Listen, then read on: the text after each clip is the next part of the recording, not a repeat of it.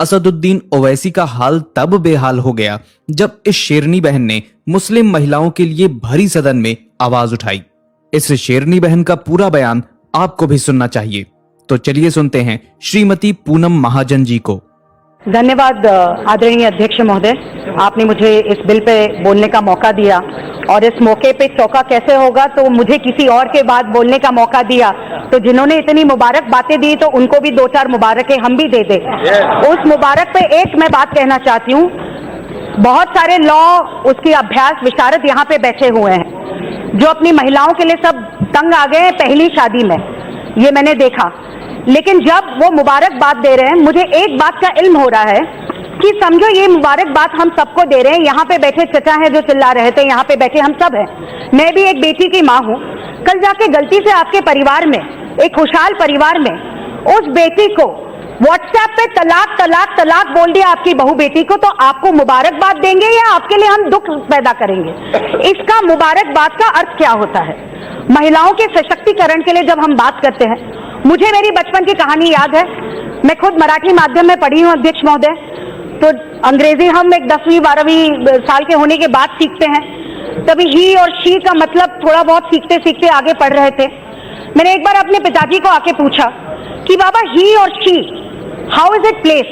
अभी छोटी थी, कोई भी हम सवाल पूछ लेते हैं, वो कहते हैं ही पुरुष होता है और शी महिला होती है। लेकिन ही और शी क्यों होता है?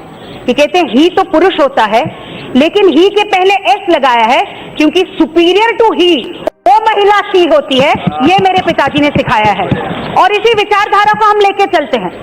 और इसी बात पे मुबारकबाद मैं देना चाहती हूँ मेरे प्रधानमंत्री जी को कि उसी सुपीरियर टू ही को वो ताकत देना चाहते हैं, आगे बढ़ाना चाहते हैं और इसके लिए ये बिल लाया है।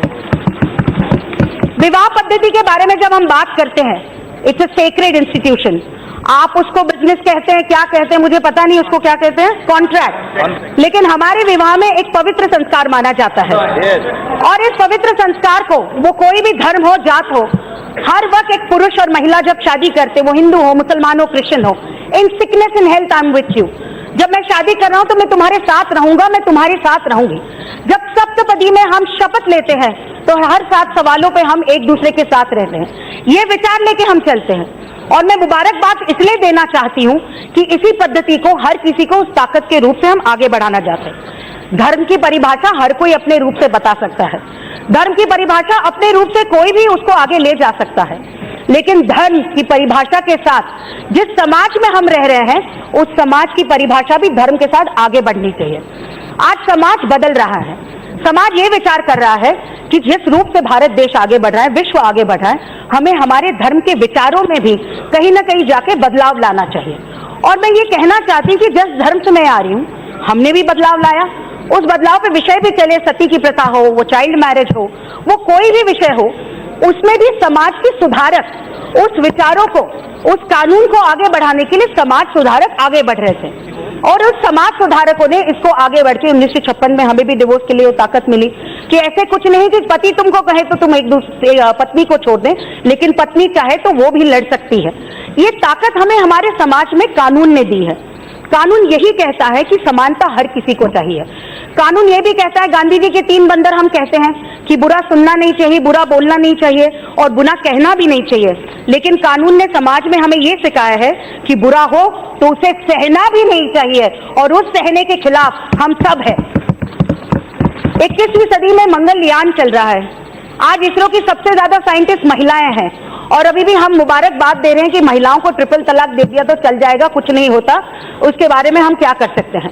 मुझे दुख ये होता है कि यहाँ पे महिला सांसद हम सब बैठे हुए हैं। हम प्लेन में कहाँ जाना चाहते हैं और कहाँ नहीं जाना चाहते हो तो बाद में तय करेंगे। हमें जो सुप्रीम कोर्ट ने कहा है उस सुप्रीम कोर्ट को हम मानते हैं। सुप्रीम कोर्ट ने यह भी कहा है कि कानून तलाक का, ट्रिपल तलाक का बना है, इसलिए हम सुप्रीम कोर्ट को सर झुका के सुप्रीम कोर्ट की बात सुन रहे हैं। यहाँ पे इतनी सारी मेरी महिलाएं सांसद बैठी है, मुझे अच्छा लगा कि अपने भाइयों के लिए वो लड़ रही है कि भाई जेल कैसे जाए, भाई ऐसे कैसे जाएगा हमारा जेल। ये आप समाज सुधार के बारे में बात नहीं कर रहे, मेरे भाइयों के खिलाफ बात कर रहे हैं। लेकिन मेरे सदन में यही प्रश्न करना है, जब अपने घर की बहू बेटी पे कोई SMS पे कहेगा कि तुमको हमने तलाक दे दिया, उसको रास्ते पे ले आएगा, तो उस रास्ते पे आने वाली लड़की के लिए ये गलत नहीं होगा कि हम सिर्फ चुप रहे, या हम चाहे कभी भी अपनी बहू बेटी पे कोई आग भी उठा के खड़ा रहता है तो हम कहते कि हमको छोड़ेंगे नहीं। तो क्यों हम ये कानून नहीं बना सकते कि जो ये करेगा पहला, दूसरा, तीसरा जेल में जाएगा, लेकिन चौथा, पांचवा सोच के बोलेगा तलाक बोलूं या ना बोलूं, इसलिए ये कानून बनाया गया है। इस सदन में चर्चा क्यों हो रही है? ये चर्चा इसलिए हो रही है इस बिल की कि खाने में नमक नहीं है, तलाक तलाक तलाक, तुम्हारे मुझे दांत ठीक नहीं लगते, तलाक तलाक तलाक, ये कहानियां हैं, आप पढ़िए। तुम्हारी मुझे शक्ल पसंद नहीं, तलाक तलाक तलाक, मुझे 5 और औरतों की शक्ल पसंद है, जैसे एक ही शादी एक बार जन्मों का रिश्ता नहीं होता, ऐसे कहा जा रहा है यहाँ पे, तो 5 औरतों की शक्ल मुझे पसंद है तो तलाक तलाक तलाक। ये तलाक है या मजाक है? महिलाओं की जिंदगी से साथ खेलना और उस प्रताड़ना पे हम सब ने उस पर मजाक करना, ये तो मुझे नहीं लगता ठीक है। और इसी कानून को लेके हम आगे बढ़ना चाहते हैं। Reform is all about society. हम यहाँ पे बैठे हुए सोशल रिफॉर्मर्स भी है। जैसे हम कानून बनाते हैं, उस कानून के रूप से सोशल रिफॉर्म भी होना चाहिए। हमारा सिर्फ काम ये नहीं है कि कानून बनाते रहे, हमारा काम है उससे आने वाली जनता को, समाज को हम आगे बढ़ाएं। इसी सदन से ही अपेक्षा करती हूँ। मैं इतना ही माननीय मंत्री जी को कहना भी चाहती हूँ कि मंत्री जी, आप 1-2 लोगों की बात न सुनते हुए जो आपको मुबारकबाद दे रहे हैं, उन 10 लाख महिलाओं की बात सुनिए जिन्होंने आपको पिटिशन साइन करके दी थी। वो हर एक मेरी मुस्लिम बहन कह रही है कि मुझे नहीं चाहिए ट्रिपल तलाक, मैं नहीं कर सकती ये सब कुछ, मुझे तुम रास्ते पे फेंक नहीं सकते। और यहाँ पे कानून बताए जा रहे हैं, इस कानून को तो समर्थन दीजिए। हर वक्त प्रिवेंशन बेटर होता है क्योर से। ये कानून उस रूप से प्रिवेंशन है और इस प्रिवेंशन को हमने समर्थन देना चाहते हैं। मैं इसमें थोड़े बहुत सजेशन भी करना चाहती हूँ कि महिलाओं के सम्मान और समानता के लिए हम ये कानून ला रहे हैं। मैं पुरुष सांसदों को यहाँ पे पूछना चाहती हूँ, हिंदू परिवारों में दहेज का मौका था, दहेज अभी क्रिमिनल ऑफेंस हो गया। दहेज कोई भी मांगे तो हम उसको जेल में पूरे परिवार को, लड़के को नहीं उसके पूरे परिवार को भेज सकते हैं। तो किसी मुस्लिम पिता को ये लगेगा कि उसकी बेटी को बोला जाए कि तुमको हम दहेज तो लेंगे लेकिन तुम्हारे साथ शादी नहीं रखेंगे? तो इस रूप से यहाँ पे बैठे हुए सारे पिता ये सोचते नहीं, ये प्रताड़ना अपनी बेटी बहू के आप देख नहीं सकते? ये विषय पॉलिटिक्स से ऊपर है, ये एक इमोशनल समाज के रिफॉर्म का विषय है और इस विषय को देखना बहुत जरूरी है। मैं इसमें सजेशन में लेना चाहती हूँ कि आदरणीय मंत्री जी की एक्ट में जो पेंडिंग केसेस बहुत सारी पहले पड़ी हुई है, आप इसको एक्ट में लेंगे तो इसका बहुत बड़ा फायदा होगा। जिस सुपीरियर ही के बारे में हम बात करें, उस धर्म, उस सुधार, उसके लिए जहां हम खड़े हैं, उसी महिलाओं के लिए हम आगे बढ़ना चाहते हैं। आदरणीय प्रधानमंत्री मोदी जी ने जब करोड़ों उज्ज्वला योजना से गैस सिलेंडर दिए, महिलाओं की सुरक्षा और सम्मान के लिए शौचालय दिया, तब ये सोच के दिया था कि ये मेरी मुस्लिम बहनें, मेरी हिंदू बहनें, मेरी ये बहनें, मेरी वो बहनें? नहीं, महिलाओं को कभी भी आप जाति और धर्म में बांट नहीं सकते। महिला का सम्मान धर्म वो और उसका परिवार होता है, और आप ट्रिपल तलाक देके उसको उस परिवार से दूर करोगे तो आप सबसे बड़ा गुनाह और पाप कर रहे हो। मैं अंत में इतना ही कहना चाहती हूँ कि जिस प्रकार से ये कहा जाता है कि ये अनपढ़ जगहों पे होता है, ट्रिपल तलाक गांव में कहीं जाते तो वहां पे होता है, तो नहीं होता है। आपने और जयपुर की आफरीन की कहानी सुनी होगी, MBA की हुई बेटी की। ऐसे बहुत सारी कहानियां हैं। पढ़ी लिखी लड़की, पति ने छोड़ दिया और ट्रिपल तलाक दे दिया। मैं यही कहना चाहती हूँ कि सुप्रीम कोर्ट ने हमें जो अवसर दिया है, ये सौभाग्य है हमारा कि इस अवसर को हम आगे ले जा रहे हैं। जिस प्रकार से प्रधानमंत्री नरेंद्र मोदी जी ने इस चुनाव के बाद इस सरकार को विमेन लेड डेवलपमेंट सरकार बनाया है कि महिला आगे बढ़ेगी तो ही देश आगे बढ़ेगा, इसलिए समानता का कानून बहुत जरूरी है। अंत में इतना ही कहूंगी मैं, अध्यक्ष जी, एक खौफ था सफर में उनसे कहीं कोई बात न चुप जाए ऐसी, एक खौफ था सफर में उनसे कहीं कोई बात न चुप जाए ऐसी, जो साथ छोड़ दे हम सफर मेरा कहकर तलाक बिद्दत के वो 3 बोल, जो साथ छोड़ दे हम सफर मेरा कहकर तलाक बिद्दत के वो 3 बोल। तू क्या देगा तलाक कायर, आज इंसाफ हुआ खुदा की इबादत पर। ये बिल आ जाए उस पे वो महिला कह रही है कि तू क्या देगा तलाक कायर, आज इंसाफ हुआ खुदा की इबादत पर। सदियों की खाक में से एक चिराग सुलगाया है, आज पहली बार मुझसे मिलवाया है, ऐसी वो मुस्लिम बहन बोल रही है।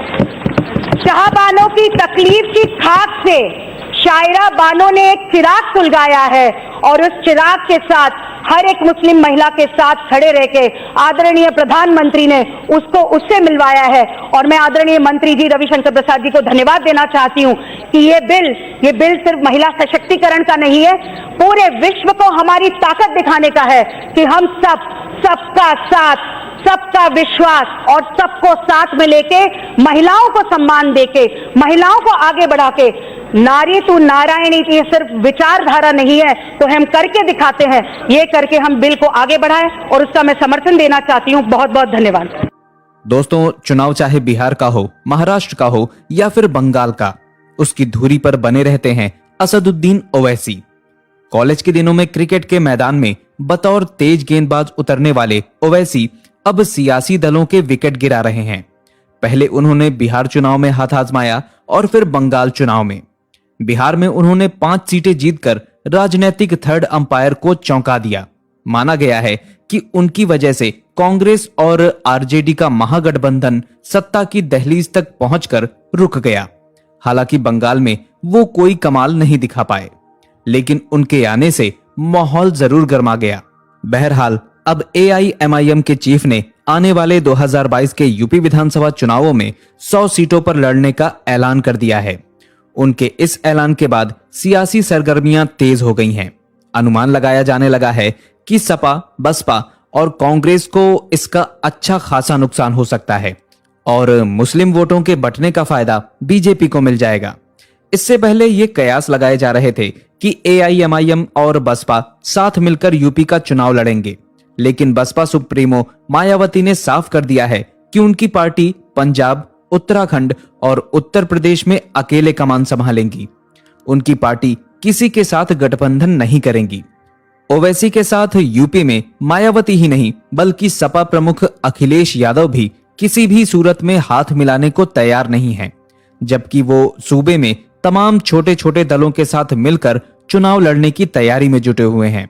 ऐसे में सवाल उठता है कि आखिर क्या वजह है कि सभी पार्टियां असदुद्दीन ओवैसी से किनारा काट रही हैं? क्या यूपी में तथाकथित सेकुलर दलों के लिए असदुद्दीन ओवैसी अछूत बन गए हैं? दरअसल ओवैसी की छवि साफ मुस्लिमों वाली है। सभी पार्टियों को मुस्लिम वोट बैंक तो प्यारा है, लेकिन उनका नेता मुस्लिम नहीं होना चाहिए। सपा, बसपा और कांग्रेस को डर है कि अगर वो ओवैसी के साथ हाथ मिलाते हैं तो सभी की नजरों में वो मुस्लिमों के हमदर्द बन जाएंगे और ऐसे में उनका जो थोड़ा बहुत हिंदू वोट बैंक है वो उससे भी हाथ धो बैठेंगे। इसके अलावा सपा, बसपा और कांग्रेस ने बहुत ही सूझबूझ से मुस्लिमों को अपना वोट बैंक बनाया है और ऐसे में अगर वो ओवैसी के साथ हाथ मिलाते हैं तो यही बात होगी कि उनकी तैयार की गई फसल कोई और काट के ले जाए। इतना ही नहीं, ओवैसी के ऊपर आरोप लगता रहता है कि वो बीजेपी के हमदर्द हैं और वो वोट काटने का काम करते हैं। दोस्तों, आपने श्रीमती पूनम महाजन जी को सुना। अगर आप भी उनकी बातों से सहमत हैं तो वीडियो को लाइक करने के साथ साथ ज्यादा से ज्यादा लोगों तक शेयर करें, क्योंकि जागरूकता फैलाने से ही फैलती है। और अगर आपने अभी तक हमारे चैनल अखंड हिंद को सब्सक्राइब नहीं किया है तो अभी सब्सक्राइब करें, क्योंकि आपका साथ भी बहुत जरूरी है। आपने वीडियो को अंत तक देखा, इसके लिए आपका बहुत बहुत धन्यवाद। जय हिंद, जय भारत, वंदे मातरम।